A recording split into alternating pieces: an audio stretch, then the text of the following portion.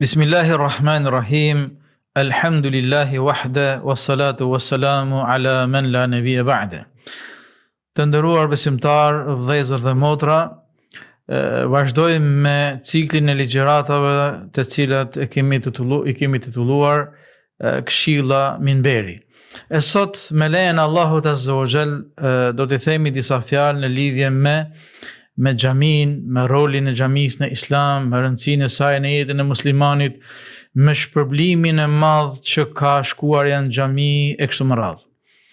Xhamit janë vende ku madhërohet Allahu Azza wa Jall. Pra janë vende në të cilat muslimanët mblidhen bashkarisht edhe në mënyrë individuale e madhërojnë Allahun Azza wa Jall. Ka thënë Allahu Azza wa Jall: wa anna al-masajida lillah fala tad'u ma'a Allahi ahada. Xhamit janë vende ku madhërohet Allahu, prandaj mos adhuroni me të askën tjetër, mos i bëni shirk Allahut Azza wa Jall. Në jetën e muslimanit xhamia ka një rëndësi shumë të madhe, prandaj edhe muslimani është vazhdimisht i preokupuar për ndërtimin e tyre, sepse ndërtimi i xhamive, duke qenë shtëpia e Allahut, duke qenë vendet ku madhërohet Allahu, ka një shpërblim shumë të madh me ndërtu një xhami. Prandaj edhe shohim se vazhdimisht gjatë gjithë historisë njerëzit vazhdimisht kanë kërkuar dhe kanë ndërtu xhamia dhe vazhdojnë ndërtojnë xhamia, sepse shpërblimi i ndërtimit të një xhamie është shumë e madhe. Ka thënë pejgamberi Muhammed sallallahu alaihi wasallam: "Men bana lillahi masjidan bana Allahu lahu baytan fil janna." Kush e ndërton një xhami për hir të Allahut Azza wa Jall, Allahu i ndërton atij një xhami, një shtëpi, një banesë, një vilë në xhennet. Dhe në transmetim tjetër, kush ndërton një xhami sa do e vogël qoftë edhe sa foleja e zogut, Allahu i ndërton një shtëpi, një vilë apo një banesë në xhennet. Prandaj edhe ai që ka mundësi, i ka mundësitë ekonomike, patjetër duhet ta ndërtojë një xhami, se shpërblimi i ndërtimit xhamisë është shumë i madh. Nëse shikojmë jetën e Muhamedit sallallahu alaihi wasallam, ne do të vrejmë se pejgamberi Muhammed sallallahu alaihi wasallam i ka dhënë shumë rëndësi ndërtimit të xhamive dhe kudo që ka shku ka ndërtuar xhami. Dhe puna e parë që ka bërë kur ka shkelur në tokën e Medinës, në Kuba, ka qenë ndërtimi i xhamisë. Pastaj kur ka hyrë në Medinë, edhe atje puna e parë ka qenë ndërtimi i xhamisë, Mesjidun Nabawi, xhamin e pejgamberit sallallahu alaihi wasallam. Edhe kështu me radhë ka vazhduar derisa ka qenë gjallë, ku ka transmetime që gjatë jetës së tij i ka ndërtuar 18 xhami pejgamberi sallallahu alaihi wasallam. E të njëjtën praktikë kanë ndjek dhe kanë vazhduar shokët e tij, halifët e drejtë pas tij. Për shembull, Omer radiallahu an i jepte direktiva guvernatorëve në vende të ndryshme ku kishte musliman që të ndërtojnë xhami, sepse xhamia është vendi ku është qendra e muslimanëve, ku pa xhami nuk mund të imagjinohet një vend ku ka musliman. Prandaj nëse në një vend ka një numër të caktuar muslimanësh, patjetër duhet me pas xhami. Dhe në historinë islame shohim se njeriu i parë që ka ndërtuar xhami është Ebu Bekri radiallahu an, para se të bëhe hijreti, kur ishte akoma në Mekke. Siç e dimë, Ebu Bekri ka qenë muslimani i parë që i ka besuar për i burrave Muhamedit sallallahu alaihi wasallam. Ai ka ndërtuar një xhami në oborrin e shtëpisë së vet, dhe aty falej dhe aty lexonte Kur'an me za, ku gratë dhe fëmijët e mushrikëve shkonin vazhdimisht dhe dëgjonin Kur'an nga Ebu Bekri. Pra ai konsiderohet si ndërtuesi i parë i një xhamie në Islam, Ebu Bekri radiallahu an. Xhamit janë vendet më të dashura tek Allahu Azza wa Jall. Prandaj ka thënë Muhamedi sallallahu alaihi wasallam: "Ahabbul biladi ila Allahi masajiduha." Ka thënë vendet më të dashura tek Allahu janë xhamit. Vendet më të dashura, vendet më të mira që i don Allahu xhalla xjalaluhu. Ata që shkojnë në xhami Në ditën e gjykimit do të kenë dritë, nur para tyre dhe në djathën e tyre, për shkak të shkuarjes në xhami, do të kenë dritë dhe nur. Ka thënë Muhamedi sallallahu alaihi wasallam, përgëzoje ata të cilët shkojnë në xhami në për errësirë me dritë të plot në ditën e gjykimit. Përgëzoje ata që shkojnë në xhami në errësirë me dritë të plot në ditën e gjykimit. Allahu ka thënë Kur'an, drita atyre ndriçon përpara dhe në të djathën e tyre. Ata thonë, Zoti ynë na e plotson nurin ton dhe na fal neve, me të vërtetë ti je i plot fuqishëm mbi çdo gjë. E ka treguar Muhamedi sallallahu alaihi wasallam në një hadith të Muslimit, ka treguar se në ditën e gjykimit do të nisen besimtarët për tek ura e Siratit. Dhe do të kenë dritë përpara tyre në djathën e tyre. Besimtarët do t'ju bashkangjiten edhe munafikët, dyftyrshit, që edhe ata do të kenë dritë. Po në momentin që do të shkojnë tek ura e Siratit, muslimanët do të hipin në urën e Siratit, do të vazhdojnë me esë në urën e Siratit me dritën e tyre, ndërsa munafikëve, dyftyrshve do t'ju fiket drita më njëherë sa të shkojnë tek ura e Siratit. E ka thënë Allahu Azza wa Jall na tregon këtë rast ku thotë se atë ditë munafikët do të thonë besimtarëve, na pritni neve që të ndriçohemi me dritën tuaj.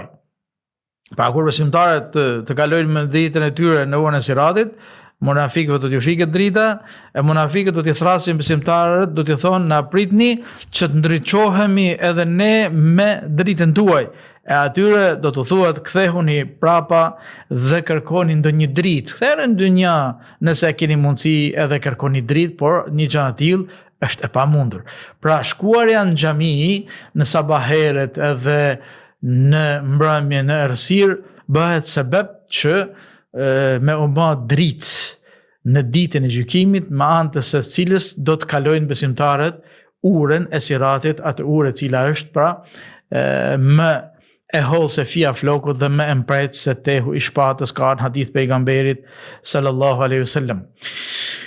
Si shtame, një musliman nuk mund të imagjinohet pa xhami. Prandaj muslimani, besimtari i mirë, ka zemrën lidhur me xhamin. Dhe një njeri që ka zemrën e lidhur me xhamin, ai ka një vend veçantë ditën e gjykimit. Ka thënë Muhamedi sallallahu alaihi wasallam, sab'atun yudhilluhumullahu fi dhilli yawma la dhilla illa dhilli.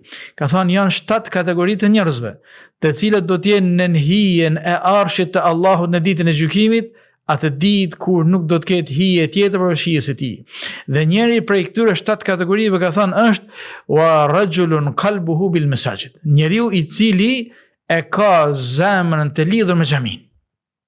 Ka më thënë nga këto kategoritë e veçuar në ditën e gjykimit që do të vendosen në hijen e arshit të Allahut, njeriu që e ka zemrën të lidhur me xhamin. Shkuarja në xhami ka shpërblime të mëdha, saqë çdo hap që bëhet me shku në xhami dhe çdo hap që bëhet pasi ke dalë nga xhamia me u kthy në shtëpi ka shpërblim. Në lidhje me këtë ka disa hadithe, prej tyre ka thënë Muhamedi alayhi salatu wassalam, kush pastrohet në shtëpi, pastaj shkon në xhami për të kryer ndonjë farz prej farzave të Allahut Azza wa Jall. Ka thënë hapet e tij janë, njëri hap është shlyerje e gjunaheve, ndërsa hapi vijues është ngritje gradash tek Allahu Azza wa Jall. Njëri hap shlyen gjunahet, hapi tjetër e ngren besimtarin tek Allahu Azza wa Jall. Apo ju ka thënë sahaba me një rast, aty u tregoj juve gjëra me anë të cilave fshihen gjunahet edhe ngriten gradat tek Allahu. I kanë thënë patjetër ja Rasulullah, ka thënë sallallahu alaihi wasallam, marrja e abdesit kur është ftoft. Koha e ftoft, por muslimani prap merr abdes. Shkuarja në xhami, si dhe ka thënë dalja në rrugt të Allahut Azza wa Jall, janë prej punëve, prej veprave që i fshin gjunahet edhe i ngren gradat. Shkuarja në xhami i ka këto karakteristika. Jo vetëm kaq, por ka një hadith tjetër, Muhamedi sallallahu alaihi wasallam ka thënë se çdo hap që bën për në xhami, për namaz, konsiderohet namaz. Ti je duke shku në xhami dhe të shkruhet sigurisht të fal namaz. E ka një hadith tjetër, çdo hap për çdo hap që bën, për me shku në xhami me fal namaz, ty të shkruhet si sadaka. Subhanallahu, pa shikoni, hapat me shku në xhami konsiderohen, shpërblehen si sadaka. Tjetër, konsiderohen si kur je në namaz vazhdimisht, dhe tjetër, hapat, njëri hap është shlyerës i gjunaheve dhe hapi tjetër është ngritje gradash tek Allahu Azza wa Jall. Muhamedi sallallahu alaihi wasallam lidhi me këtë në një hadith tjetër që ka thënë, njeriu që më shumti ka shpërblim në namaz është ai që më së shumti ose më së largti e ka xhamin. Ai që e ka xhamin më së largti dhe shkon vazhdimisht në xhami, ai e ka shpërblimin më të madh. Këto hadithe dhe tjera kanë qenë nxitje për sahabët, të cilët kanë qenë shumë të kujdesshëm në fitimin e sevapeve dhe shpërblimeve. Prandaj edhe kishte prej atyre njerëzve të cilët jetonin larg xhamis, por nuk i kte asnjë vakt pa shku në xhami edhe pa e fal me xhamat pas imamit. Për shembull, tregon Ubej ibn Ka'b radhiyallahu anhu, thot ishte një njeri në kohën e pejgamberit sa për ansarëve që nuk di, thot, të ketë pas njeri që kishte shtëpinë më larg saj dhe vinte çdo kohë namazit, nuk i ikte asnjë namaz pa ardhur në xhami me fal me xhamat dhe vinte në kam. Dhe njerëzit i thonin, pse nuk e blen një kafsh që të lehtësohet udhëtimi që vjen vazhdimisht në xhami? Dhe ai thoshte, nuk kam dëshirë që të kem një mjet apo një kafsh që të hipin të vinë në xhami, sepse unë dëshiroj që të më shkruhen hapat që vinë në xhami. Pra edhe pse ai kishte mundësinë për të ketë një mjet udhëtimi, ai vinte përsëri në këmbë për të vetmin qëllim që hapat e tij të shkruhen ata të merren ata sevape që i kanë dëgjuar nga pejgamberi Muhammed sallallahu alaihi wasallam. Ka qenë një fisi Banu Selime, të cilët e kishin xhamin larg nga vendi ku ata jetonin, prandaj edhe marrin një vendim që të shpërngulen nga atje dhe të vendosen diku afër xhamis, që të jenë sa më afër me xhamin. Muhamedi sallallahu alaihi wasallam pasi e marr vesh një gjatë tillë, i thret ata dhe i pyet, kam marrë vesh se ju keni dëshirë që të shpërnguleni afër xhamis? I kanë thënë, po ja Rasulullah. Ju ka thënë Muhamedi sallallahu alaihi wasallam, qëndroni atje që t'ju shkruhen hapat, sevapet, të bën shkruhen hapat që vini për në xhami, dhe pasi e dëgjuan këtë nga Muhamedi sallallahu alaihi wasallam, ata hoqën dorë nga ai vendim dhe nuk u shpërngulen, qëndruan atje larg ku ishin me qëllim që të bëjnë sa më shumë hapa për me ardhur në xhami.